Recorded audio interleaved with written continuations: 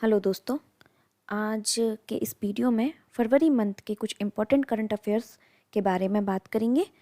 और उनमें से कुछ इम्पोर्टेंट क्वेश्चंस हैं जो यहाँ पे मैंने लिए हुए हैं।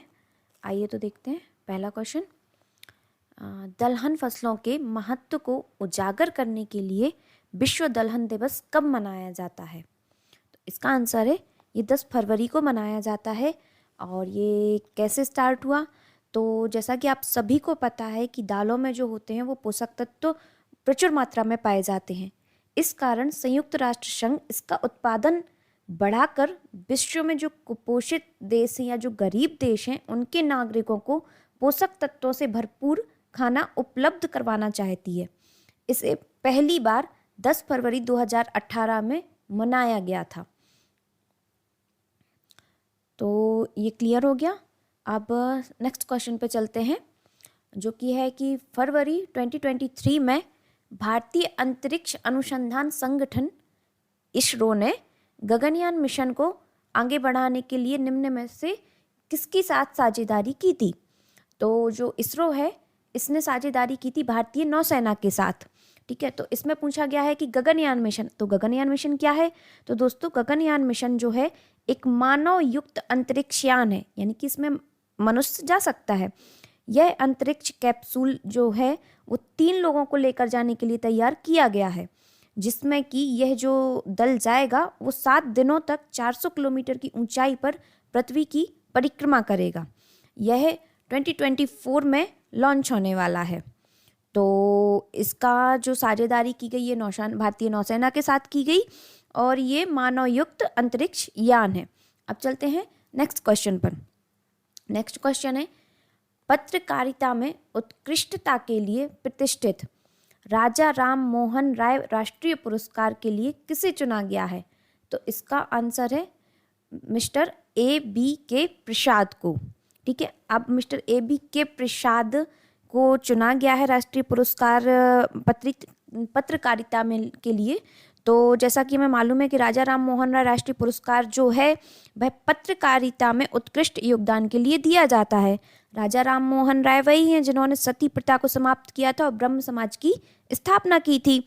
तो जो प्रेस काउंसिल ऑफ इंडिया है इनके नाम पर हर साल पुरस्कार प्रदान करता है। तो इस बार यह पुरस्कार मिस्टर A.B.K. प्रसाद को दिया गया है। इन्होंने अपने जीवन के 75 साल पत्रकारिता को समर्पित किए हैं। तो इस साल का जो राष्ट्रीय पुरस्कार दिया गया है पत्रकारिता में उत्कृष्ट योगदान के लिए, तो मिस्टर A.B.K. प्रसाद को दिया गया है। अब चलते हैं नेक्स्ट क्वेश्चन पर, जो कि है कि भारतीय भूवैज्ञानिक सर्वेक्षण GSI को पहली बार भारत के किस राज्य या केंद्र शासित प्रदेश में लिथियम के भंडार मिले हैं? तो सबको ही मालूम होगा, अभी तो पेपर में भी आया हुआ है। इसका आंसर है जम्मू और कश्मीर। तो ये हमारे लिए, भारत के लिए बहुत अच्छी खबर है। ये दुनिया का दूसरा सबसे बड़ा लिथियम का भंडार मिला है। तो जो आपको मालूम ही है कि लिथियम का इस्तेमाल होता है इलेक्ट्रिक वाहनों में या जो चार्जेबल बैटरीज होती हैं उनमें किया जाता है। तो ये बहुत बड़ी बात है हम सब के लिए। तो इसका आंसर हो गया जम्मू और कश्मीर। अब चलते हैं नेक्स्ट क्वेश्चन पे, जो कि है कि हाल ही में किस बैंक ने कॉइन वेंडिंग मशीन लॉन्च करने के लिए पायलट प्रोजेक्ट शुरू किया है? तो ये किसने किया है? रिजर्व बैंक ऑफ इंडिया ने। तो ये क्या है? ये रिजर्व बैंक ऑफ इंडिया ने कॉइन वेंडिंग जो मशीन लॉन्च की है, यह जो सिक्कों की परेशानी होती है उनको दूर करने के लिए लॉन्च की गई है। इसमें जो RBI के गवर्नर हैं मिस्टर शक्तिकांत दास जी ने ऐलान किया है कॉइन वेंडिंग मशीन को लॉन्च करने का। उसमें क्या है कि कोई भी व्यक्ति QR कोड स्कैन करके अपने UPI के थ्रू पेमेंट करके कॉइन निकाल सकता है कॉइन वेंडिंग मशीन से। तो ये कैश का लेन देन उसके थ्रू चलेगा कि उसके थ्रू अपन कॉइन ले सकते हैं, UPI से पेमेंट कर सकते हैं। तो इसको अभी अभी लॉन्च किया हुआ है RBI ने, ये कि जो अभी भारत के तकरीबन 12 शहरों में शुरू हो गया है। अगर ये सक्सेसफुल रहा तो आगे और भी इसको मशीन लॉन्च की जाएंगी। तो अब हम चलते हैं नेक्स्ट क्वेश्चन पे, जो कि है हाल ही में कौन नासा मुख्य अंतरिक्ष यात्री के रूप में चुने गए हैं? तो इसका आंसर है जो अकाबा। ये जो अकाबा है वो नासा के मुख्य अंतरिक्ष यात्री के रूप में चुना गया है।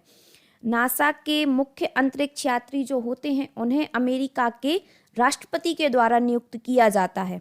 और जो ये है मिस्टर जो अकाबा, ये इन्होंने अंतरिक्ष में 306 से भी अधिक दिन बिताए हुए हैं, तो इसलिए इन्हें मुख्य अंतरिक्ष यात्री के रूप में चुना गया है। अब चलते हैं नेक्स्ट क्वेश्चन की ओर। हाल ही में इसरो और किस देश की अंतरिक्ष एजेंसी द्वारा निशार NISAR उपग्रह विकसित किया गया है? तो यह जो है ये किया गया है अमेरिका के द्वारा, नासा के द्वारा।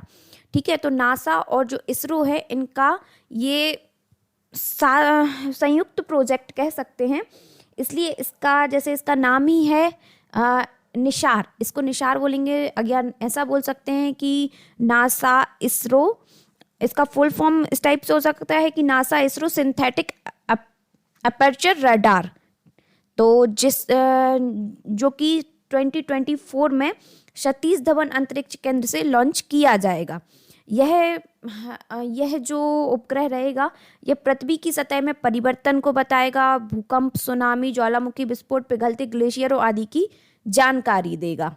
तो ये जो प्रोजेक्ट है ये अमेरिका नासा के संयुक्त प्रोजेक्ट के द्वारा लॉन्च किया जाएगा। थैंक यू दोस्तों।